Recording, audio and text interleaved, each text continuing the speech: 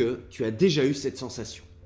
Tu travailles, tu publies, tu fais des efforts réels et tu vois des auteurs qui ont commencé après toi te dépasser, sans comprendre pourquoi. J'ai accompagné plus de 800 auteurs sur Amazon KDP et j'ai fini par identifier exactement ce qui sépare ceux qui explosent en moins de 6 mois de ceux qui stagnent depuis plus de 2 ans.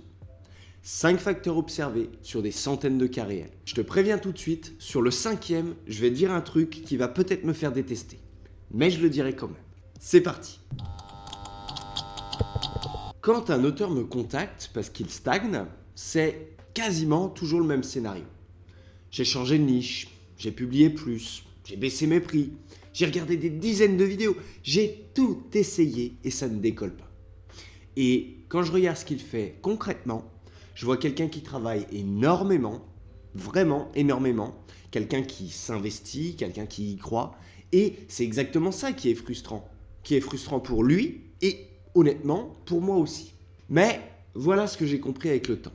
Ces auteurs cherchent la solution au mauvais endroit. Réfléchissez-y bien. Ils peuvent changer de niche 20 fois, publier 200 livres, tester toutes les stratégies qui existent, ça ne changera rien. Parce qu'on ne résout pas un problème qu'on n'a pas encore identifié. Retiens une chose avant qu'on ne commence. Si tu stagnes en ce moment, ce n'est pas parce que tu n'es pas fait pour ça. C'est parce qu'il te manque quelque chose de précis. Et le précis, ça se corrige. Toujours. Bien, facteur numéro 1, et c'est peut-être le plus contre-intuitif de tous, c'est la clarté de l'objectif. C'est hyper important. Imaginons 2 auteurs, Thomas et Marc. Thomas publie. Il fait de la pub, il optimise ses fiches produits, il regarde ses stats chaque matin. Il travaille dur, vraiment dur.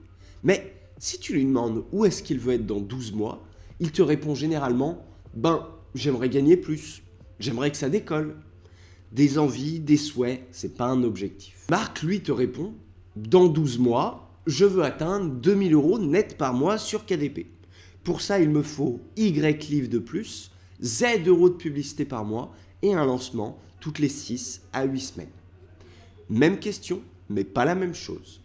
Thomas a une direction vague, Marc a un cap. Cette différence, elle change absolument tout.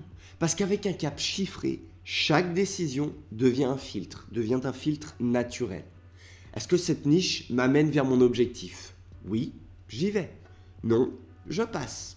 Et ce filtre élimine une quantité massive de dispersion, de projets qui ne mènent nulle part et d'énergie gaspillée. J'ai un client que je ne vais pas nommer, mais je pense qu'il va se reconnaître, on a discuté il n'y a pas si longtemps que ça. 2 ans sur KDP, une dizaine de livres publiés, 300 € par mois environ. La première chose qu'on a faite ensemble, avant même de parler de niche ou de publicité, c'était de définir son objectif. Un objectif précis, chiffré, daté et construire un rebours à partir de là. 6 mois plus tard, il avait déjà triplé ses revenus. Pas parce qu'il travaillait 3 fois plus, mais parce qu'il avait arrêté de travailler dans toutes les directions. Donc, si tu ne peux pas remplir les blancs de cette phrase, tu viens de trouver ton premier problème. La phrase est « Dans 12 mois, je veux X € par mois avec Y livres dans la niche Z. » Alors, tu peux la compléter cette phrase? Parce qu'un auteur avec un objectif clair et une stratégie moyenne battra toujours un auteur avec un talent exceptionnel et aucune direction. Mais évidemment, un objectif clair ne sert à rien si personne n'est là pour te dire quand est-ce que tu dérapes. Ce qui nous amène au facteur numéro 2, le plus sous-estimé, le feedback externe régulier. J'ai une question. La dernière fois que quelqu'un a regardé ton catalogue, a regardé tes fiches produits, tes mots-clés, ta stratégie pub même, et t'a dit franchement ce qui n'allait pas, c'était quand? Il y a 6 mois? 1 an? Jamais? Pour la plupart des auteurs, c'est jamais. Et c'est un problème énorme que personne ne voit. Précisément parce que personne ne le regarde de l'extérieur. Tu connais cette sensation quand tu relis un texte que tu viens d'écrire et que tu ne vois plus les fautes. C'est exactement ça, multiplié par 100 sur l'ensemble de ton business. Je te remets un cas concret avec un client. Appelons-le Julien.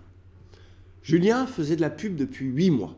Un budget sérieux, des campagnes actives, des optimisations régulières et il perdait environ 150 à 200 € par mois. Quand on a regardé ensemble, j'ai vu le problème en moins de 5 minutes. Sa page produit ne correspondait pas à ce que ses mots-clés promettaient. Les gens cliquaient, arrivaient sur sa fiche et repartaient. 8 mois de publicité, des centaines d'euros pour un truc qu'on a corrigé en 1 heure. Et Julien, il n'était pas bête, il n'était pas paresseux, il avait juste personne pour lui dire ce qui n'allait pas. Parce que seul dans ta bulle, tu confirmes tes propres biais. Tu vois ce que tu veux voir, tu expliques tes mauvais résultats par la concurrence, l'algorithme, la saison, alors que la réponse est souvent dans ta fiche produit ou dans une décision que tu as prise il y a 3 mois et que personne n'a jamais remise en question. Alors, trouve une personne qui connaît KDP et qui te dira la vérité sur ton catalogue.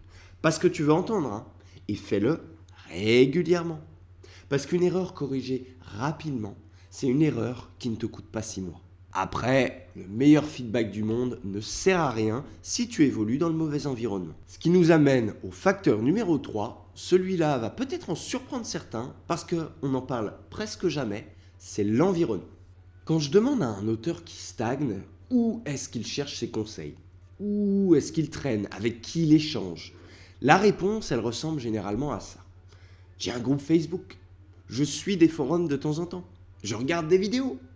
Et quand je creuse, je réalise qu'il passe l'essentiel de son temps dans des espaces où la majorité des personnes stagnent aussi. Des groupes où les conversations tournent autour des problèmes, tournent autour des plaintes sur l'algorithme, des doutes sur le marché, des questions sans réponse. Et sans s'en rendre compte, il calibre ses ambitions sur ce qu'il voit autour de lui. Si tout le monde autour de toi pense que KDP c'est difficile, tu vas penser que KDP c'est difficile. Si tout le monde autour de toi gagne 200 euros par mois, 200 euros par mois va te sembler normal. C'est humain, on devient la moyenne des personnes qu'on côtoie. Maintenant, l'auteur qui avance, lui, il est entouré de gens qui publient, de personnes qui testent, qui partagent leurs résultats, les bons comme les mauvais. Et l'effet est presque physique. Ce qui lui semblait impossible, il voit des gens comme lui le faire chaque semaine. Alors tout d'un coup, ça devient normal. Pas exceptionnel, normal. Et quand quelque chose devient normal dans ta tête, ben tu arrêtes d'y mettre de la résistance. Tu le fais et c'est tout. Alors fais l'audit honnête de ton environnement. Les groupes où tu traînes, les contenus que tu consommes, les conversations que tu as sur KDP, même sur le business de manière générale aussi. Est-ce que ces espaces t'élèvent ou est-ce qu'ils t'ancrent dans la stagnation sans que tu le vois? Dis-moi dans quel environnement tu évolues, je te dirai où tu seras dans 12 mois. Mais même dans le meilleur environnement, il y a une compétence que ceux qui avancent ont et que les autres n'ont pas. Ce qui nous amène au facteur numéro 4, et c'est, je pense, le plus dur à appliquer, même pour moi, donc c'est pour te dire, pas parce qu'il est compliqué, mais parce qu'il demande un truc que personne n'aime faire, c'est de couper. Parce que quand tu as investi du temps dans quelque chose, quand tu as investi de l'énergie, de l'argent, ton cerveau s'y attache. Il cherche des raisons de continuer. Peut-être que ça va changer. Peut-être qu'un dernier ajustement va tout débloquer. Les économistes appellent ça le biais des coûts irrécupérables. Et sur KDP, il fait des ravages chaque année. L'auteur qui stagne a un livre qui ne vend pas. Pas depuis 2 semaines, depuis 6 mois, donc c'est ancré. Il a changé la description, la couverture, il a relancé des campagnes de pub, il continue d'y mettre du budget. Pourquoi? Parce qu'il a mis 3 mois à l'écrire. Parce que abandonner ce livre, ça ressemble à de l'échec. Et pendant ce temps, toute cette énergie ne va pas ailleurs. Elle n'alimente pas un nouveau projet. Elle n'optimise pas un livre qui performe déjà. Elle est prisonnière d'un projet qui ne la mérite plus. Cas client, encore une fois, appelons-la Sophie. Sophie avait publié 4 livres dans la même niche, sur 18 mois. Malgré ses efforts, ça ne décollait pas. Mais elle s'y accrochait coûte que coûte, parce qu'elle y avait mis du temps, de l'argent et surtout beaucoup d'espoir. Quand on a discuté ensemble, le diagnostic était clair. La niche était trop étroite, la demande était insuffisante, aucun ajustement ne pouvait changer ça. Il fallait impérativement pivoter. Sophie a mis 3 semaines, presque 1 mois à l'accepter. Lâcher 18 mois de travail, même quand c'est la bonne décision, ça fait mal. Je ne sais pas si vous l'avez déjà fait, ça fait mal. Mais elle a pivoté. Elle a pivoté sur un marché qui existait vraiment cette fois-ci. 6 mois plus tard, son premier livre dans la nouvelle niche dépassait de loin les revenus cumulés des 4 livres précédents. De très loin même. Alors, s'il y a une chose à retenir de cette situation, c'est de définir des critères de coupe avant de lancer un livre. Pas après, parce qu'après, il y aura de l'affect. Si ce livre n'atteint pas X ventes en Y mois avec Z de budget, je coupe. À froid, avant que l'attachement émotionnel n'entre en jeu. Et quand les critères ne sont pas atteints, tu coupes. D'accord? Pas de encore une petite semaine, oh, je suis sûr que ça va décoller. Non, tu coupes. Parce que couper, ce n'est pas abandonner. C'est choisir où mettre ton énergie, tout simplement. Les meilleurs auteurs sur KDP ne sont pas forcément les plus persévérants. Ils sont juste les plus lucides. On arrive donc au 5e facteur, celui dont je te parlais en début de vidéo, celui qui va peut-être me faire détester. Donc, 5e et dernier facteur, et là, pour le coup, je vais être transparent avec toi parce que c'est celui où je suis le plus susceptible d'être mal compris. Je suis coach, je vends un accompagnement et je vais te parler d'investir dans sa propre formation. Donc, tu peux te dire, évidemment qu'il va me dire ça, et c'est logique.